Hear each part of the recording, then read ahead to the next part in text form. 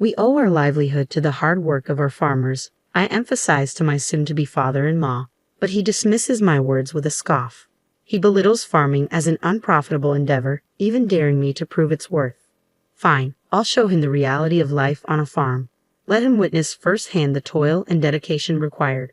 My name is Henry. I used to work in sales, but when my father's health declined, I assumed responsibility for our family farm.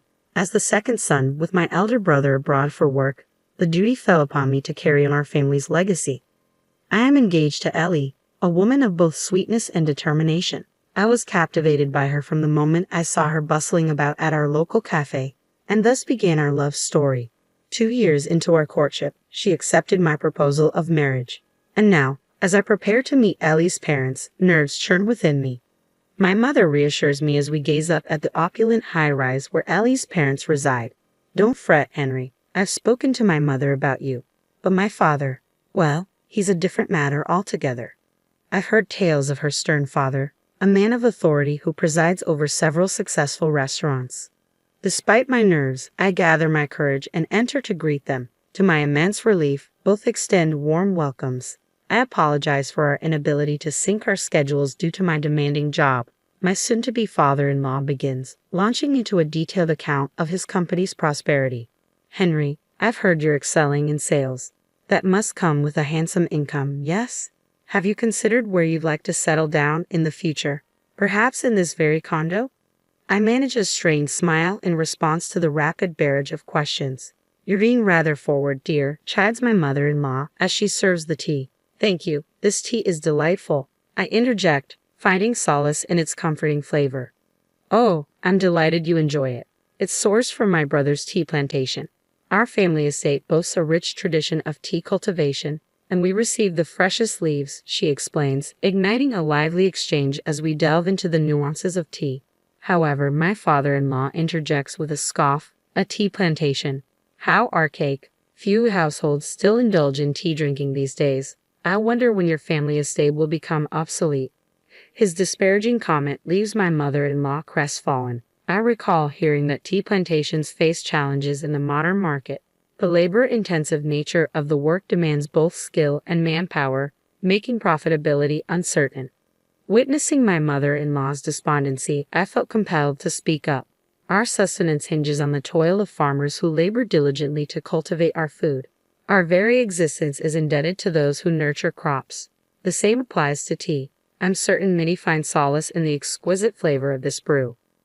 My father-in-law's expression darkened at my words, evidently displeased by my interjection. Despite the unfavorable timing, I summoned courage and divulged my decision. I've resolved to leave my current occupation and assume stewardship of the family farm. It's a commitment to safeguard the land passed down through generations.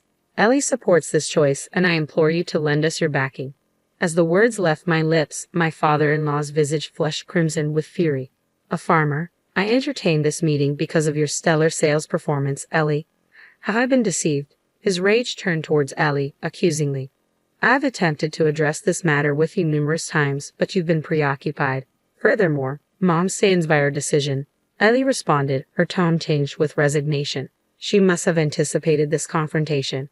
My father-in-law's demeanor underwent a stark transformation upon learning of my transition to farming. It became a tirade of bias against agriculturalists. How dare someone of modest means, dwelling in a humble abode, speak of marriage? It's shameful to admit that my daughter's spouse is a farmer, he ranted, his disdain palpable. When queried about my farming endeavors, I responded, primarily cherry tomatoes. To my surprise, my father-in-law scoffed, cherry tomatoes? They hardly seem profitable, lacking any promising future. Attempting to elaborate, I started, but we cultivate a variety of vegetables, only to be swiftly interrupted by his laughter. Diversifying your crops is a clear indication of minimal profit, he waved off dismissively. No matter my explanations, my father-in-law, having ventured into the restaurant business at a young age and achieved success, remained fixated on profitability. Despite my recent assumption of farm management, I had indeed been contemplating profit margins. Yet, as I endeavored to broach this topic, my father-in-law waved away my efforts with a disinterested shake of his head, evidently not anticipating much from me. I'd be intrigued to witness the farmer's life firsthand. Is your dwelling a humble shack? Do your parents don overalls and straw hats whilst toiling away? He mused sarcastically. His mockery of my home and parents ignited a spark of anger within me, but it was Ellie who vehemently objected. I cannot fathom your mockery of farmers. Your words shame me as your daughter, she retorted, her tone laden with indignation. At the culmination of his tirade, my father-in-law erupted in fury, delivering a slap across Ellie's cheek. My mother-in-law, incensed by his violence against her daughter, voiced her indignation, tears streaming down her cheeks from the sting. Ellie transformed the atmosphere into utter chaos. You reside in this luxurious condo thanks to my efforts. Show some gratitude. I care not whom a daughter like you chooses to marry, he spat venomously. Wrapping my arms around Ellie, who wept from both physical pain and emotional turmoil, I ushered her away from my in-laws abroad. I couldn't pardon my father-in-law for his mockery of farming and for laying a hand on Ellie. Father, it's Henry. I'll be bringing my fiancée and her parents over next time. I phoned my own father, recounting every offensive word uttered by my father-in-law. He's in the restaurant business, correct? He inquired, requesting the name of the establishment. Upon divulging my father-in-law's name and the restaurant's moniker, I proposed, I have an idea, something to address this. When pressed for details, I admitted uncertainty, prompting him to abruptly end the call. Shortly after, my father reached out again. Following our conversation, I promptly sought out certain individuals. Subsequently, Ellie and I paid another visit to my mother-in-law. She expressed regret for my father-in-law's haughty demeanor, revealing that his arrogance had escalated alongside his success in the restaurant industry. His ostentatious move to a high-rise condo was merely a display of superiority over those with lesser earnings. It had become routine for him to deride her family's tea plantation, his extramarital affairs conducted with impunity. My mother-in-law confided in me, bearing it all for the sake of Ellie. I don't wish to burden Ellie and Henry with a divorce, she expressed, her kindness shining through what she considered our well-being. Please don't concern yourselves with us. Think of your own happiness, I reassured her, prompting gratitude and a gentle smile in return. Expressing his desire to support his brother, who had inherited the family's tea plantation, my father-in-law emphasized the significance of preserving the ancestral farm Henry. I refuse to witness the demise of a farm that has been a legacy for generations, he asserted. Thus, I intend to divorce him and return to my parents' home. It became evident that my mother-in-law had already resolved to take this course of action. The day arrived when I escorted my in-laws to my parents' residence. Following our plane descent, we embarked on an hour-long drive through sprawling fields and farms. It's astonishing that people inhabit dwellings in such rural settings, my father-in-law remarked disdainfully from the confines of the car. Though Ellie and my mother-in-law wore expressions of discomfort, they remained composed, likely bracing for a potential dispute, as he could opt to return home should tensions escalate. I'm eager to experience the life of a farmer. Do you have an outhouse for a bathroom or something? My father-in-law jeered, his laughter filling the air. You'll soon find out when we arrive. After a stretch of driving, we approached a towering gate flanked by imposing walls. We're here. I've brought everyone, I announced into the intercom, prompting the gate to glide open smoothly. What an impressive entrance. And the garden is simply stunning, Ellie exclaimed, her spirits lifted as she admired the surroundings. We have a gardener who tends to it, but it's designed in the English style, in homage to my parents, I explained as we made our way inside. Enthusiastic admirers of Europe, my parents had adorned the garden with many of my mother's beloved roses. Delighted, my mother-in-law strolled into the garden, inhaling the fragrant aroma of the blooms. My father-in-law grumbled disapprovingly, dismissing the garden as lacking in taste. This way, please, I urged, leading them past the expansive garden towards the grand edifice beyond, the family home. The stately abode boasted 12 rooms, including the spacious living room, dining area, and kitchen. Parked in front of the entrance were 2 luxurious cars and 3 rugged off-road motorcycles, all belonging to us. Surrounding our residence was our extensive farmland. My in-laws and Ellie stood in awe at the sight before them. As we approached, my parents welcomed us with warm smiles. Observing my father-in-law, they exchanged amused glances.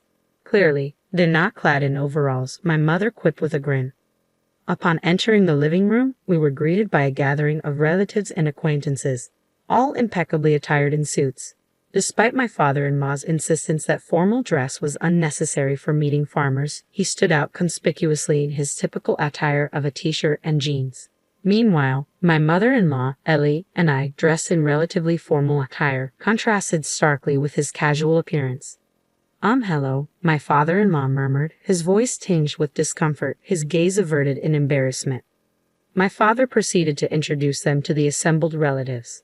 This is Ellie, Henry's fiancée, and these are Ellie's parents. It appeared that Ellie's father harbored a significant bias against farmers. Surprised to find our home isn't a ramshackle hut.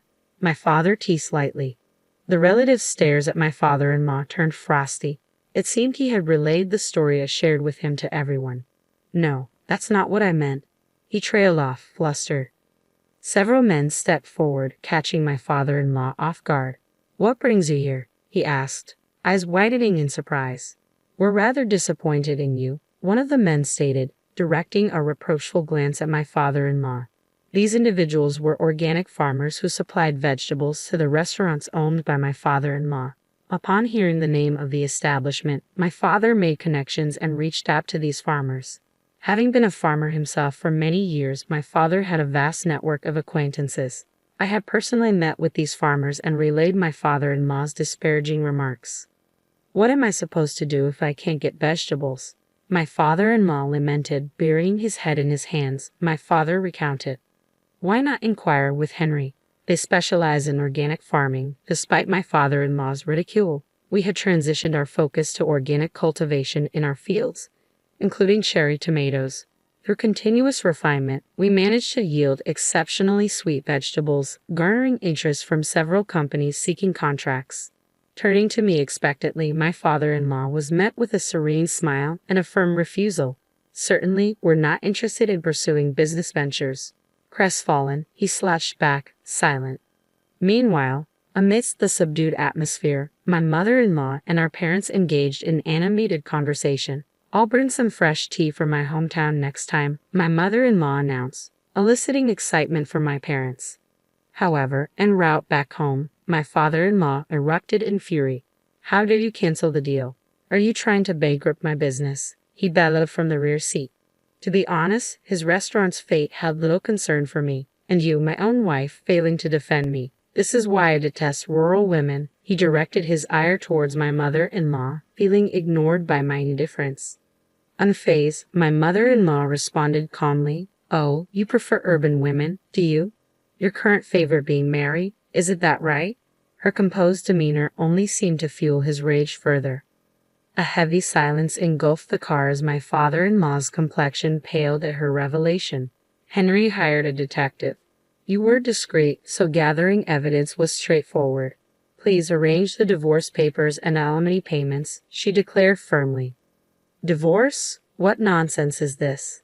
How do you expect to manage without my income? He retorted in disbelief. She divulged her plan to assist her brother with the tea farm he inherited post-divorce. Ha, my father-in-law sneered. A farm teetering on the brink of bankruptcy, isn't it? Very well, I'll grant you a divorce. It's preferable to be with a young woman than to linger with an aging wife. With that, silence enveloped us, thick and suffocating. Upon arrival at the airport, my father-in-law, keen to part ways, strode towards the gate unaccompanied. Ellie, gazing at her father's departing figure, murmured despondently, To think my father could stoop so low. I believe he'll regret his decision. I consoled her, drawing her close.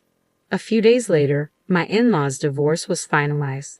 Owing to evidence of his infidelity, he bore full responsibility. It seemed he nearly coerced my mother-in-law, offering money in exchange for her departure.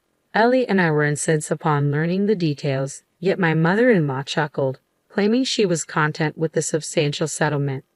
My father-in-law's alimony settlement amounted to $50,000, with an additional $15,000 from his mistress.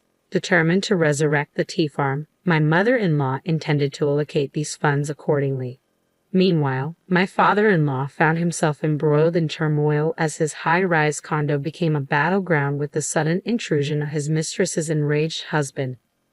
Indeed, my father-in-law's mistress was married, a fact we uncovered during our investigation, signaling impending trouble. Facing not only alimony demands from his mistress but also a lawsuit from her husband, my father-in-law seemingly learned a harsh lesson about relationships. Despite this, he continued to reside alone in his upscale condo. However, his tarnished reputation among the farming community led to a sharp decline in business opportunities, prompting the closure of his organic vegetable branches. Feeling the sting of loneliness, it was rumored that my father-in-law resorted to sending letters to my mother-in-law's parents' home, pleading for her return due to his solitude. Initially, my mother-in-law entertained these missives, but she now discards them unread. When he dared to call, she swiftly shut him down, suggesting he vacate the high-rise if loneliness weighed heavily upon him. We shared a chuckle at her response, pondering whether his discomfort stemmed from the solitude of his spacious abode or financial woes resulting from his dwindling business. In any case, we heard he downsized to a modest apartment. Since assuming control of the farm, I've been immersed in constant busyness, but having Ellie by my side has been an immense source of support. When we were dating, I doubt she envisioned herself as a farmer's wife, yet she embraced the role without a hint of complaint, for which I am deeply grateful. I've discovered a newfound fondness for farming, perhaps inherited from my mother's lineage.